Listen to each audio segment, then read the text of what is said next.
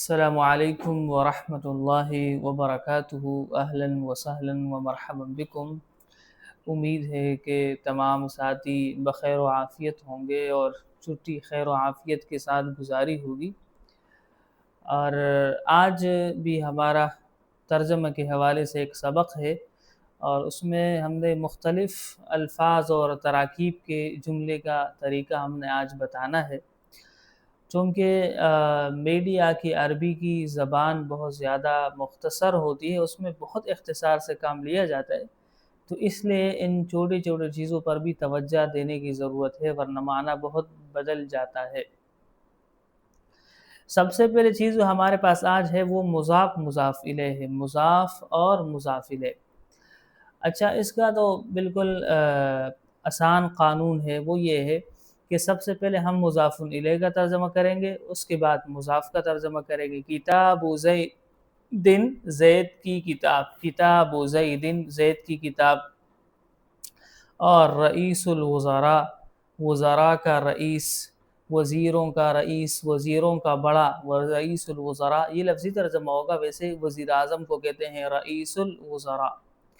اسی طرح رئیس البلاد، ملک کا صدر، رئیس البلاد، ملک کا صدر۔ تو ہم نے البلاد کا ترجمہ پہلے کیا اور پھر رئیس کا ترجمہ کیا ہے۔ تو اس کا اصول یہ ہے کہ پہلے ہم مضاف الیہ کا ترجمہ کریں گے، پھر کا کے کی میں سے کوئی چیز ملائیں گے اور پھر مضاف کا ترجمہ کریں گے۔ جیسے مفتاح الباب ہے، شاشۃ الجوال، موبائل کی اسکرین، شاشۃ الجوال موبائل کی اسکرین ہے۔ مفتاح الباب، دروازے کی چابی، مفتاح الباب دروازے کی چابی۔ غلام زید، مشہور مثال ہے ہمارے ہاں، زید کا غلام۔ تو یہاں پر ہم نے پہلے مضاف الیہ کا ترجمہ کیا ہے اور پھر مضاف کا ترجمہ کیا ہے۔ اور مضاف مضاف الیہ تعلق بیان کرنے کے لیے، نسبت بیان کرنے کے لیے، صفت وغیرہ بیان کرنے کے لیے عام طور پر استعمال ہوتا ہے۔ اچھا، عام طور پر ہوتا یہ ہے کہ کا کے کی مضاف مضاف الیہ کے درمیان استعمال ہوتا ہے، اور ہم کرتے ہیں، ظاہر ہے ہم نے پڑھا بھی یہی ہے کہ مضاف مضاف الیہ اس کو کہتے ہیں جس کے ترجمے میں کا کے کی یا را رے ری آ جائے، ہمارا، ہماری، تمہارا، تمہاری۔ لیکن بعض اوقات یہ نہیں ہوتا، یعنی اس میں کا کے کی کا ترجمہ نہیں ہوتا۔ یہ اس وقت ہوتا ہے کہ جب وہ ملکیت وغیرہ کے لیے آ جاتا ہے، مثلا ذو مال، مال والا، ذو مال، مال والا۔ اب یہاں پر کا کے کی کا ترجمہ ہم نہیں کر سکتے۔ ذو مال، مال والا۔ اصحاب الجنتی، جنت والے، اصحاب الجنتی، جنت والے۔ تو اس میں کا کے کی نہیں۔ اسی طرح اولو الالباب، اولو الالباب میں ہم ترجمہ کریں گے عقل والے، اولو الالباب عقل والے۔ تو یہاں پر بھی کا کے کی کا ترجمہ نہیں ہو سکتا، تو یہ وہ والا والے کے ساتھ ترجمہ ہوگا۔ اچھا، تیسری بات یہ ہے کہ کل ہو، یعنی مضاف، جب مضاف کلن مضاف بن جائے، ظاہر ہے پھر اس پر تنوین نہیں ہوگی، یا عدد مضاف ہو جائے، تو اس وقت پھر کلن کا اور اس عدد کا ترجمہ پہلے کیا جائے گا۔ یہ بڑی اہم بات ہے، یعنی کلن اگر مضاف ہو، مثلا کل نفس ذائقۃ الموت، ہر جان، ہر نفس موت کا مزہ چکھنے والی ہے، کل نفس۔ اب یہاں پر دیکھیں کلن، یہ مضاف ہے، کل نفس میں کل مضاف ہے اور نفس مضاف الیہ ہے، اور قاعدہ ہم نے یہ بیان کیا تھا کہ پہلے مضاف الیہ کا ترجمہ ہوگا اور پھر مضاف کا ترجمہ ہوگا، لیکن ابھی ہم نے کچھ مستثنیات کا ذکر کیا ہے، اس میں سے ایک کلن ہے، کہ اگر کلن مضاف ہو تو پھر مضاف ہی کا ترجمہ پہلے کیا جائے گا۔ تو کلو نفس، ہر نفس۔ اب یہ عام ترجمہ ہے لیکن ذہن اس طرف عام طور پر نہیں جاتا کہ ہم مضاف کا ترجمہ پہلے کر رہے ہیں۔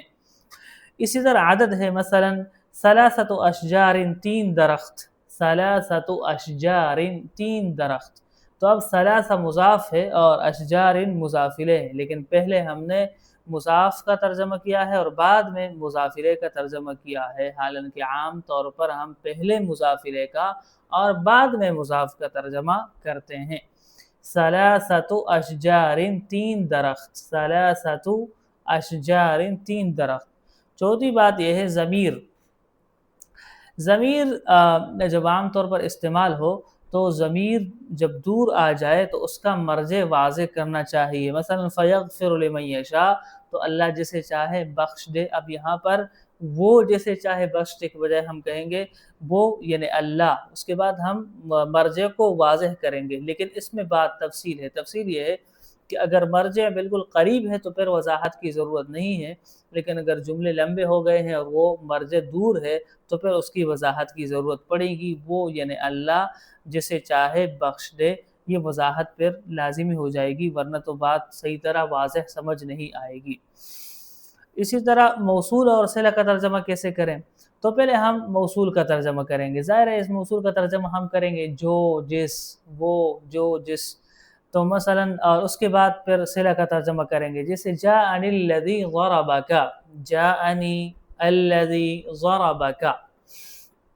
اب جاء فعل ہے اور الذی اس میں موصول ہے اور ضربک اس کا صلہ ہے، تو سب سے پہلے ہم کیا ترجمہ کریں؟ ہم ترجمہ کریں گے اس کا الذی کا، یعنی موصول سے پہلے ہم ترجمہ کریں گے۔ تو جاءنی الذی ضربک، میرے پاس وہ آیا جس نے تمہیں مارا، جاءنی الذی ضربک، میرے پاس وہ آیا جس نے تمہیں مارا۔ تو اب الذی ضربک اس میں پہلے موصول کا ترجمہ کیا جائے گا، بعد میں صلہ کا ترجمہ کریں گے، اور دونوں پھر مل کے فاعل بن رہے ہیں۔ جاءنی الذی ضربک، میرے پاس وہ آیا جس نے تمہیں مارا۔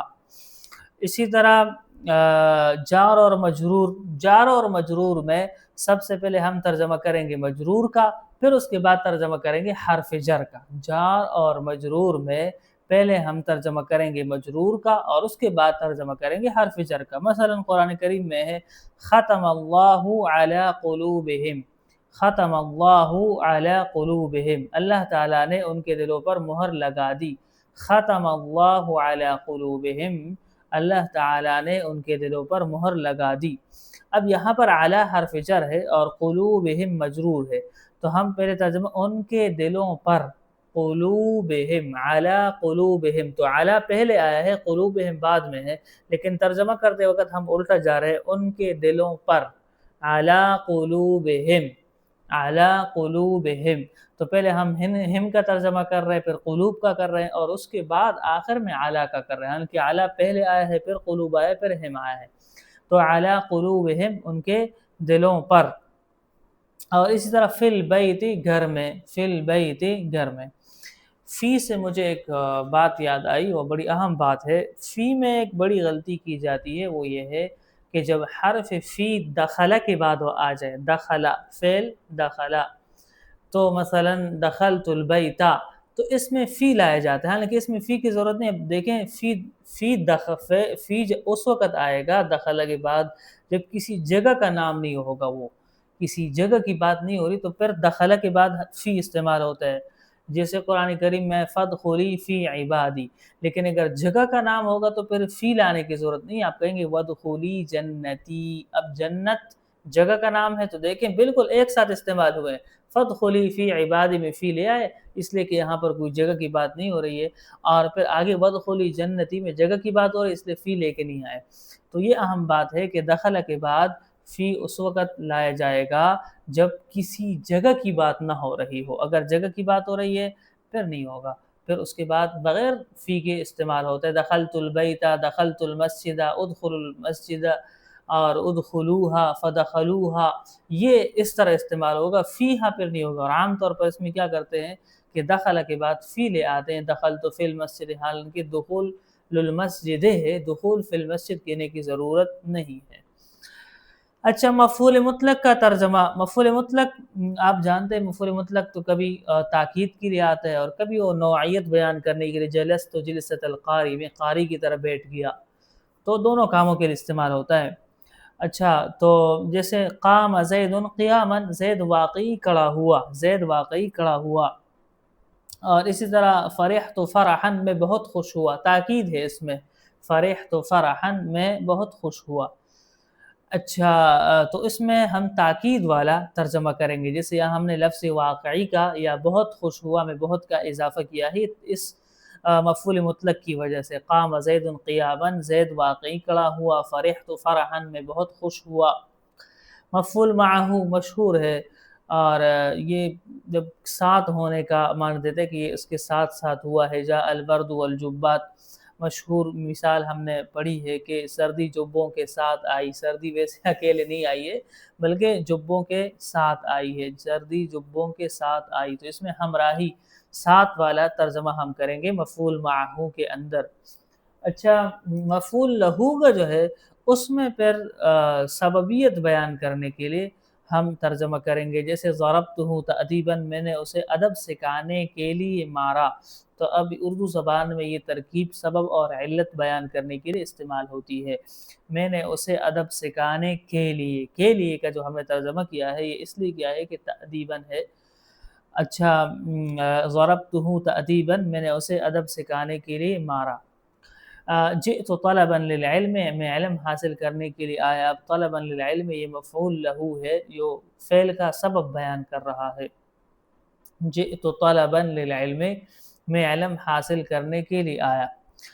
اب 10ویں نمبر پر ہے حال کا ترجمہ۔ حال کا ترجمہ مختلف الفاظ سے ہوتا ہے، مثلا حالن کے، جب کے، اور اس کی حالت میں، اس حالت میں کہ وہ، یہ اس قسم کے الفاظ اس میں استعمال ہوتے ہیں، جیسے جاء زید، زید سوار ہو کر آیا، جاء زید راکبا، زید سوار ہو کر آیا، جاء زید راکبا، زید سوار ہو کر آیا۔ دخل الضیف ضاحکا، مہمان ہنستے ہوئے داخل ہوا، دخل الضیف ضاحکا، مہمان ہنستا ہوا داخل ہوا، کمرے میں یا جہاں پر بھی داخل ہوا ہو۔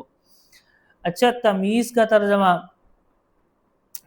تمییز کے ترجمے میں بطور جیسے کہ الفاظ، اس طرح کے الفاظ استعمال ہو، جیسے طاب زید ابن، زید بطور باپ کے اچھا ہے، طاب زید ابن، زید بطور باپ کے اچھا ہے، بطور والد کے وہ اچھا آدمی ہے۔